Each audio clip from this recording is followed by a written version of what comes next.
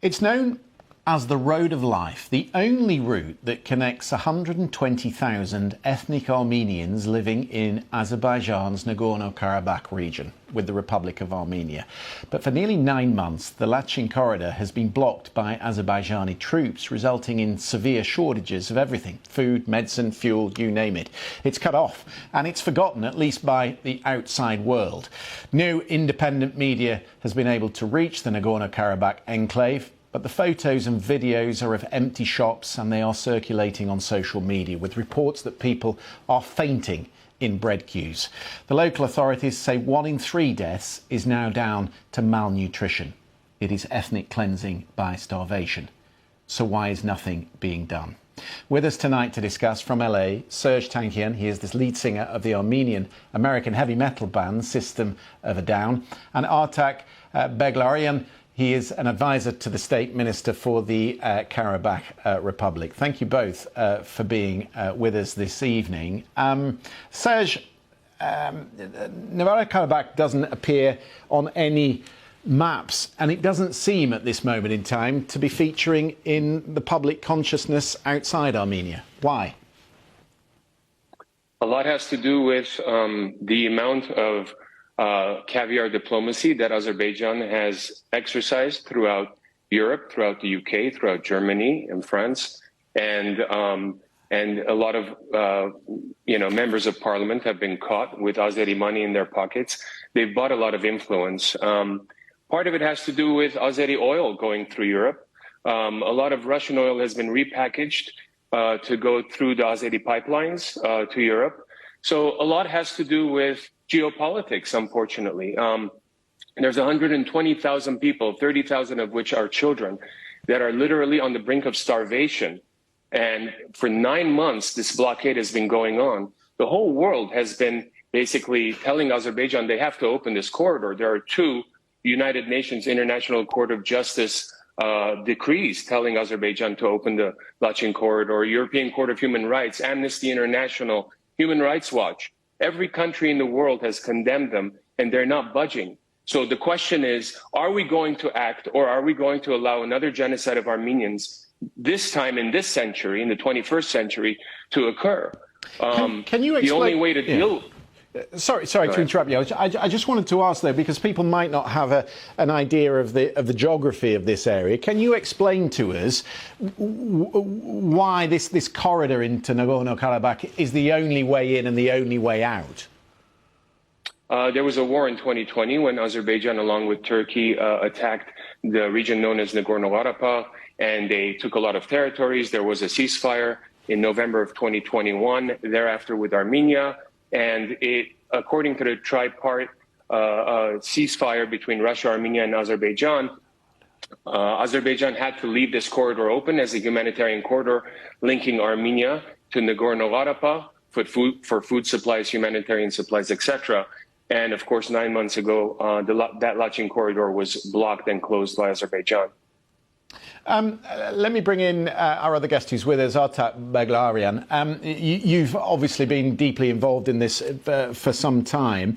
In years gone past, Moscow would have been the peace broker here and would have brought the 2 sides together. But of course, they're focusing on the Ukraine war.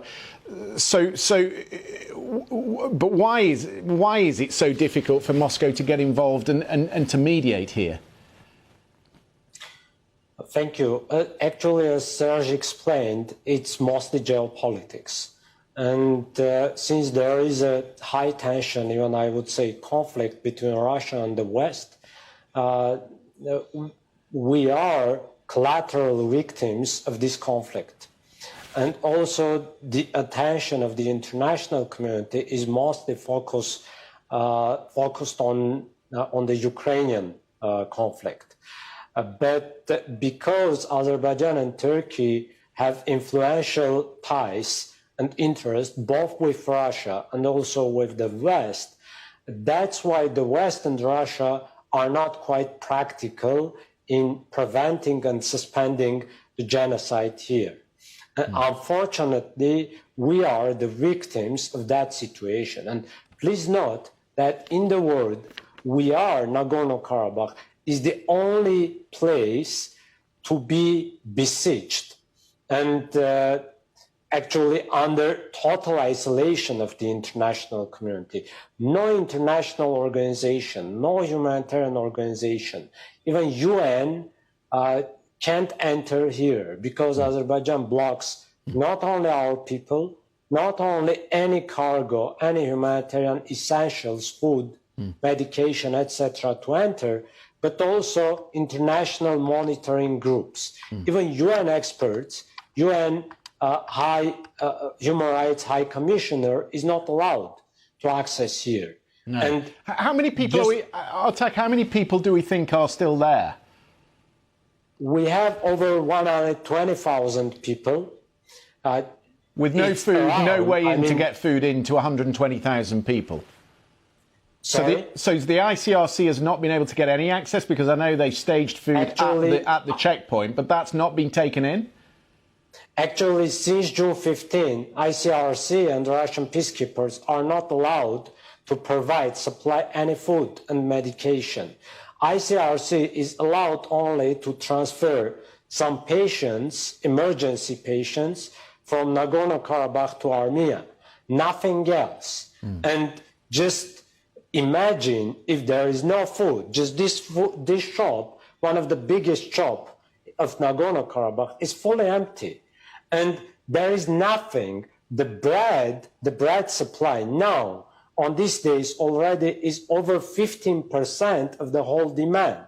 There is no flour because they are shooting to our agricultural farmers. We don't have enough fuel in order to transport the flour and the wheat to Stepanakert, the capital city, and many other problems. We don't have enough vegetables.